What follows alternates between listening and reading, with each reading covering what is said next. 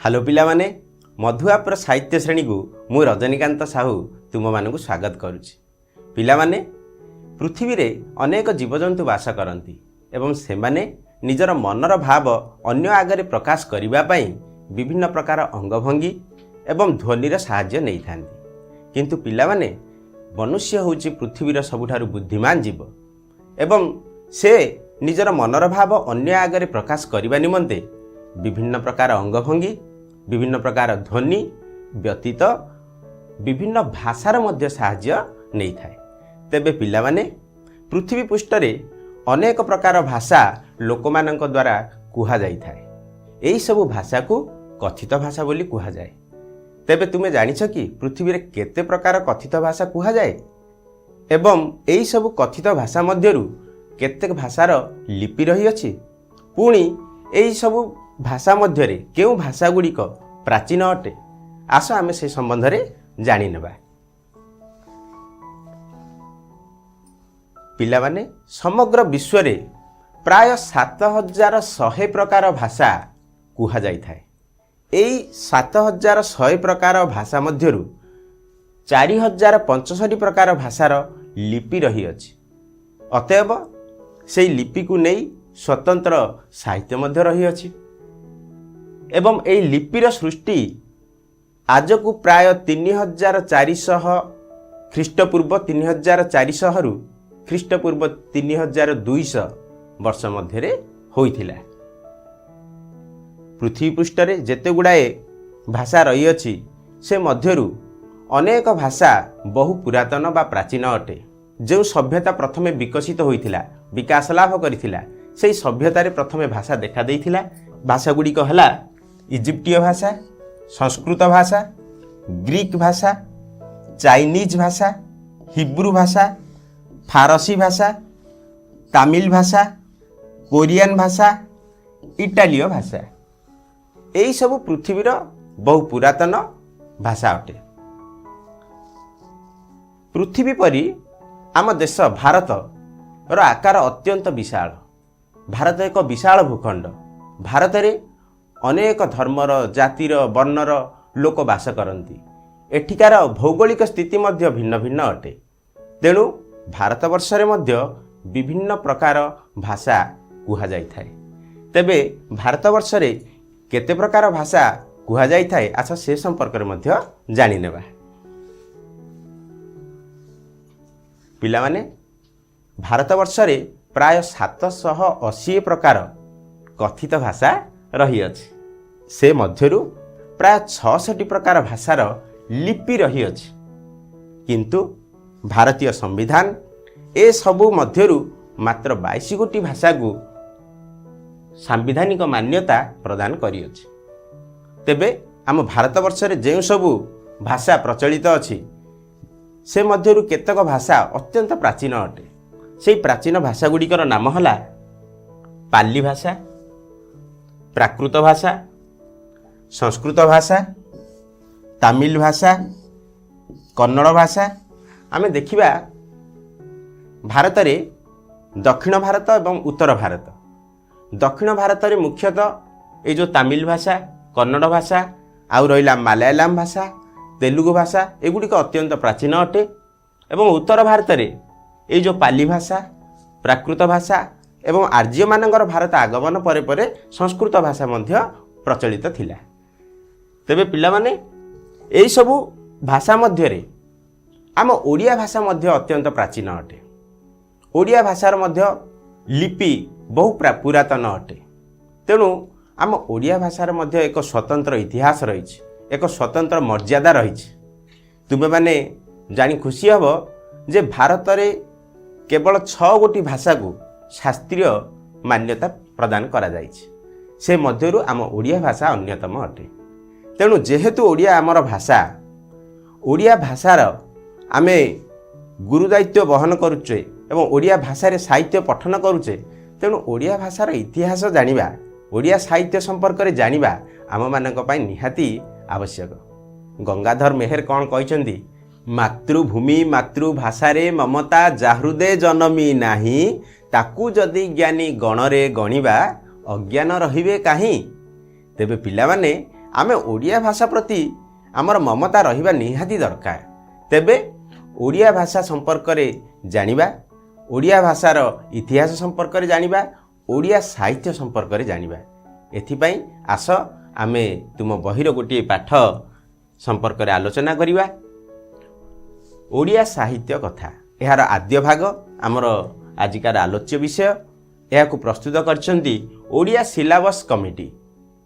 ए Odia syllabus committee आमर ओडिया साहित्यर इतिहास एवं कवि मानक संपर्क से मानकर लेखा यही सब विषय आलोचना करछंती। तेबे आस प्रथम अनुच्छेदटी को पाठ करिबा। भारतवर्षर विभिन्न भाषा और साहित्य मध्यरे ओडिया भाषा और साहित्य अन्यतम प्राचीन गौरवर अधिकारी। संस्कृत, पाली, प्राकृत और अपभ्रंशर कुखी भितरु ओडिया भाषार आदि उन्मेष घटे दशम एकादश शताब्दी बेलकु। एही समय रे ही ओडिया लिपिर हला उद्भव। लिपिर विकास संगे संगे लिखित साहित्यर होइछे उन्मेष। यह सत्य जे कौनसी भाषार लिपि और लिखित साहित्यर उद्भव पूर्वरु किछि काल धरी लोकमुखरे भाषा प्रचलित थिबो। सेतेबेले हुए तो लोकमुखर भाषारे सृष्टि होइथिबो लोक साहित्य। मात्र सेतेबेले ताहार रूप कौन थिला एबे कहिबा कष्टकर। एबे आमे जेउ लोक साहित्य देखुछु ताहा हुए तो परवर्ती सृष्टि होइथिबो। लोकंक अभिज्ञता, जीवनानुभव, आचार विचार, सामाजिक संपर्क, धर्मदृष्टि इत्यादि स्वतः लोकंक मुखरु कविता, ढगढमाली और प्रवाद आकार रे प्रकाश पाइथिबो ओ ताहा लोकरु लोकमुख को गति करी बृहत्तर समाज रे प्रभाव पकाइथिबो। लोक साहित्यर स्रष्टा निर्दिष्ट व्यक्ति नुहंती, लोक समाज। ओडिया भाषा रे हुए तो लोक साहित्य प्रथम सृष्टि। मात्र ताहार लिखित रूप नथिबारु ताहाकु ओडिया साहित्यर प्रथम सृष्टि भाव में ग्रहण करिबा विचार सापेक्ष। पिला माने आम जो अनुच्छेद पाठ कले से किछि क्लिष्ट पद रही अछि। प्रथमे से क्लिष्ट पद गुड़िकर अर्थ आमे बुझी नेबा। कुखी, कुखीर अर्थ पेट, गर्भ बा उदर।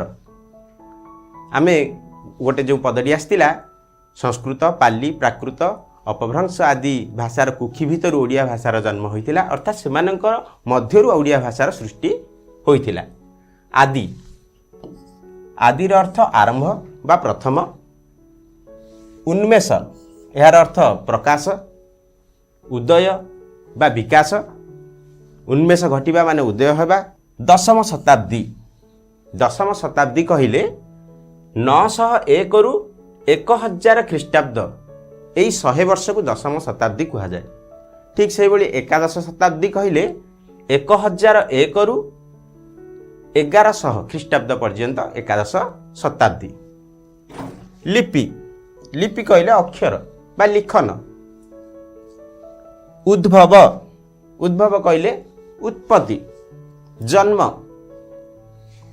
अभिज्ञता, अभिज्ञता कहले प्रत्येक व्यक्ति जेकोसी काम करिथाए तार से विषय अभिज्ञता आसी जाए। अर्थात कोनोसी विषय रे हासिल करिथिबा पूर्व ज्ञान को तार अभिज्ञता कहा जाए। आउ किछि कष्ट पद एठी रहिछि देख। आचार, आचार कहले नियम बा व्यवहार। साधारणतः घरे आमे बड़ मानक सहित किभଳି व्यवहार करू, बाहर लोकंक सहित किभଳି व्यवहार करू, आमर सान मानक सहित किभଳି व्यवहार करू ताकू कहा जाए आचार। प्रत्येक घरे प्रत्येक धर्म रे अलग अलग आचार व्यवहार रही अछि। स्वतः, स्वतः कहले आपे आपे। ढगढमाली, आम ओडिया रे ओडिया भाषा रे अनेक ढगढमाली अछि। तेबे ढगढमाली माने कोन ना कोनोसी व्यक्ति बा घटना को देखी उपहास करी कुहा जाउथिबा प्रवचन। जिमिति एठी दुईटी ढगढमाली दिया जाइछि। तुच्छा को एते मुदी नाही गोड़ कचाड़ू केते। जदि जड़े कहीं निजक देखई हेबा पई चेष्टा करे सेतेबेले ताकू देखई होई एई भलिया ढगढमाली बा प्रवचन लोक माने कहि थांती। सिमिति आउ गोटे अछि अंध देश को गली दर्पण बिकी, अर्थात जो लोक पाखरे जो कार्यर कौन प्रयोजन ही न थाए से भली कार्य सेठी जदि करा जाए सेठी कहती अंध देश को गली दर्पण बिकी। प्रवाद, प्रवाद अर्थ लोकोक्ति बा लोक कथा बा गुजब, केवल शुणा कथा माने लोक माने लोकमुखरू लोकमुख को कौन गोटे वार्ता प्रचारित हो जाइथिबो, सी वास्तव में केते दूर सत ताहा विचार सापेक्ष। से भली विचार सापेक्ष अर्थ विचार करिबा योग्य बा विचार अपेक्षा रे वास्तव में ता ऊपर चिंता करिबा भली योग्य होइतिले ताकू कहा जाय विचार सापेक्ष।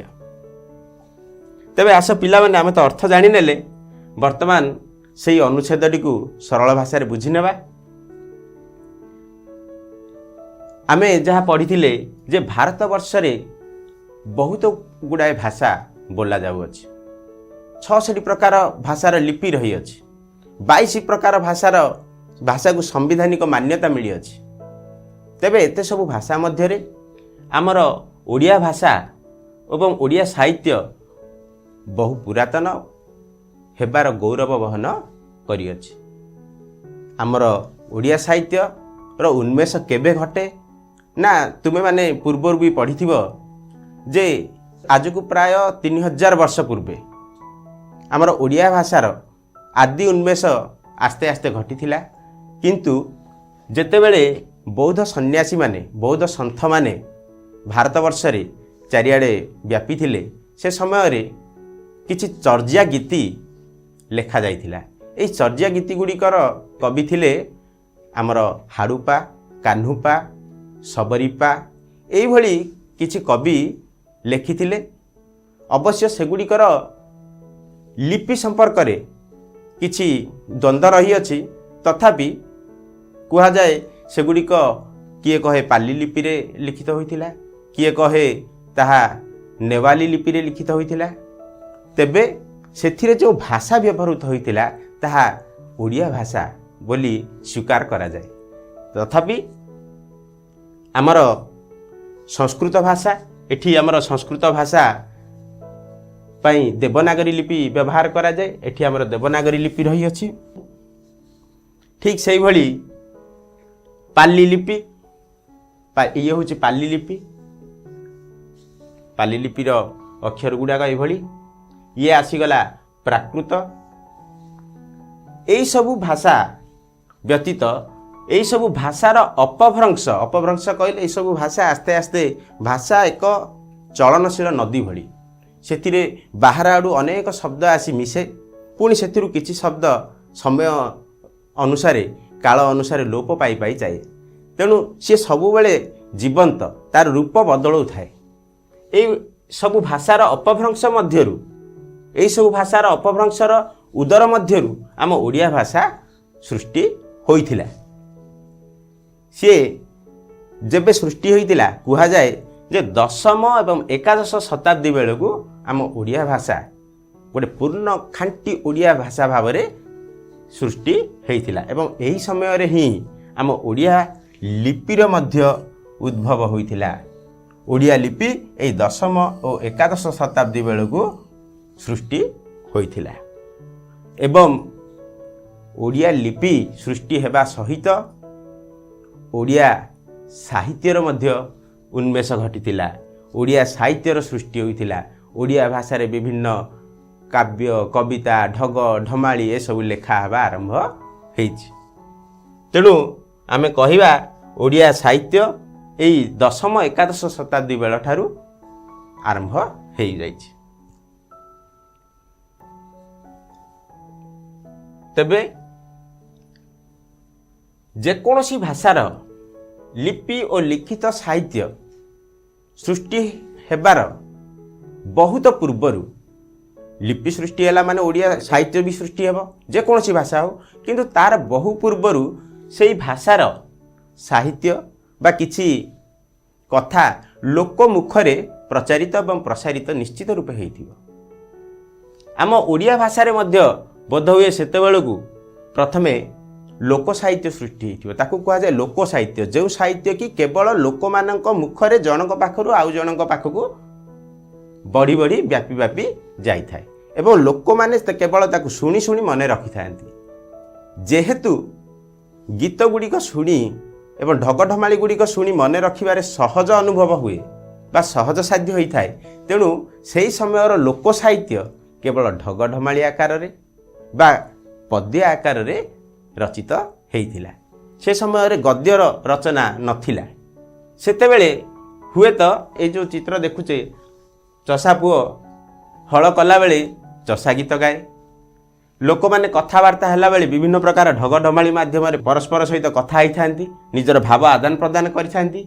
एई भली भाबरे गोटिए कथा गोटिए प्रवचन गोटिए लोक पाखरु अन्य लोक पाखकु व्यापी व्यापी जाई अछि। तेबे आम ओडिया साहित्य जो दशम एकादश शताब्दी बेलू लोक साहित्य सृष्टि होइथिला, लोक मुखरे जो साहित्य सृष्टि होइथिला तार रूप किभଳି थिला ताहा वर्तमान कहिबा अत्यंत कष्टकर। कारण तार वास्तविक लिखित प्रमाण आमे ए पर्यंत पाई नाहु। बोध हुए आमे जो लोक साहित्य वर्तमान देखुअछु, वर्तमान आमे जो ढगढमाली प्रवचन इत्यादि देखुअछु सेटा तार परवर्ती काल सृष्टि होई थाई पारे, किंतु आमे केतेबेले सृष्टि होइछि तार निर्दिष्ट समय कहि परिबा नाही। लोक साहित्य किभଳି सृष्टि होई थाए तार एक सुंदर उदाहरण माध्यम एठी दिया जाइछि जे लोकंक अभिज्ञता, जीवनानुभव, आचार विचार, सामाजिक संपर्क, धर्म दृष्टि इत्यादि को नहीं स्वतः लोक मानक मुखरु कविता बा ढगढमाली बा प्रवाद एगुड़िक बाहरी आसुथिबो। लोक मानकर जो विभिन्न अभिज्ञता थाए, चाष क्षेत्र रे हो कि पाणीपाग संपर्क रे हो किंबा आमर घरर चलनी को नहीं हो किंबा आमर विभिन्न पर्वपर्वाणी पालन को नहीं हो, यही सबू जो अभिज्ञता रही है से अभिज्ञता को जड़े बापा बा जड़े आमर पूर्वपुरुष अजा आई जेजे बापा जेजे माँ से नाती नातुणी को विभिन्न ढगढमाली आकार रे कही थांती। सेही भली निजर जीवनर अनुभव को एवं घर भीतर आमर विभिन्न संपर्क को, सामाजिक संपर्क को एवं धार्मिक अनुष्ठान गुड़ा को लेकिन लोक माने मुखरु से भाषा से साहित्य आपे आपे झरी आसुथिबो। परवर्ती समय रे सेई ढगढमाली को परवर्ती पीढ़ी मने रखी तांकर परवर्ती पीढ़ी को अर्पण करुथिले एवं परवर्ती समय रे ताहा बृहत्तर समाज रे मध्य प्रभाव पकाइथिबो। जने लोक जानिले सी चारि लोक को कहले, से चारि लोक आउ चारि लोक को कहले, एई भली भाबरे सी बृहत्तर समाज को व्यापी जाइथिबो। तेणु तेबे आमे एठी कहि परिबा जे जो लोक साहित्य सेठी सृष्टि होइतिला से लोक साहित्य कोनोसी निर्दिष्ट व्यक्ति द्वारा सृष्टि होई नथिला। से लोक साहित्यर स्रष्टा होछि लोक समाज, अर्थात समाजर जे कोनोसी व्यक्ति जे कोनोसी समाजर जे कोनोसी कोणरू ए लोक साहित्य सृष्टि होई थाई पारे। ओडिया भाषा रे हुए तो लोक साहित्य प्रथम सृष्टि एठी आमर जहाँ कह जे ओडिया भाषा रे मध्य प्रथम सृष्टि होची लोक साहित्य, जेहेतु तार लिखित रूप नथिला तेणु आम साहित्यर ओडिया साहित्यर सेटा प्रथम सृष्टि बोली ग्रहण करिनेबा एटा विचार योग्य अटे, ताकू विचार करबा उचित। तेबे लोक साहित्य आमर प्रथम सृष्टि होई थाई पारे बा परवर्ती सृष्टि होई थाई पारे, सीए आम ता ऊपर आमे चिंता करबा उचित। ये चिंतार विषय, भाविबार विषय। तेबे पिला माने आज तो आमे जहा जो अंशटी आलोचना कले से आलोचना मध्यरु किछि प्रश्न नहीं आछि। आस से प्रश्न गुड़िकर उत्तर आमे देखि नेबा। गोटिए वाक्य रे उत्तर दियो। प्रथम प्रश्न, केउ शताब्दी बेलकू ओडिया भाषार उन्मेष घटिथिला? उत्तर कौन हबो ना दशम बा एकादश शताब्दी। तेणु उत्तर पिला माने मु तो केवल गोटे पदरे लिखि दूची, संपूर्ण वाक्य रे याकु लेखा जीव दशम बा एकादश शताब्दी।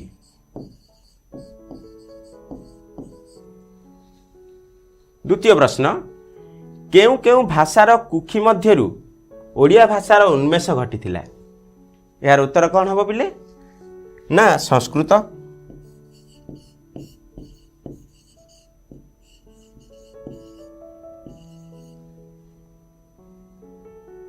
पाली, प्राकृत यही सब भाषा व्यतीत यही सब भाषार अपभ्रंश। तेणु अपभ्रंश मध्य आमे लेखिबा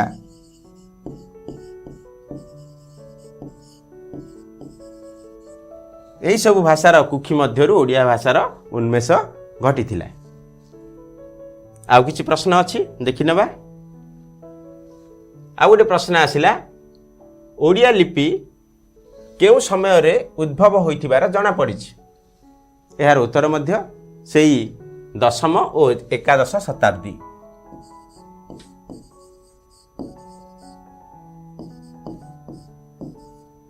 दशम बा एकादश शताब्दी बेलगु ओडिया लिपिर उद्भव होइथिबार जणा पड़िछि। ता परवर्ती प्रश्न लिपि और ओडिया साहित्यर उद्भव पूर्वरु भाषा किपरि प्रचलित थिला।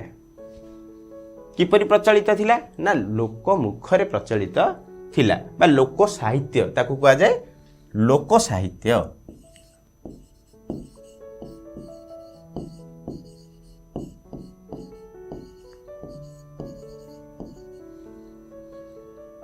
लोक साहित्यर स्रष्टा किए। यार उत्तर कौन हम लोक साहित्यर स्रष्टा होचंदी कई जड़े व्यक्ति नुहंती निर्दिष्ट व्यक्ति नुहंती यार स्रष्टा होचंदी लोक समाज। तेणु उत्तर रे आमे लिखिबा लोक साहित्यर स्रष्टा होचंदी लोक समाज।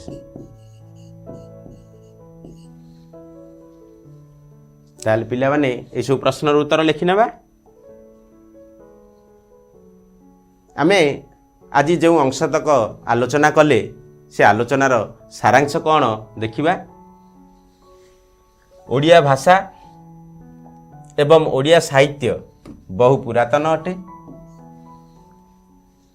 द्वितीय रे एहार सृष्टि दशम और एकादश शताब्दी बेलू संस्कृत, पाली, प्राकृत और अपभ्रंश भाषा मध्यरु होइथिला।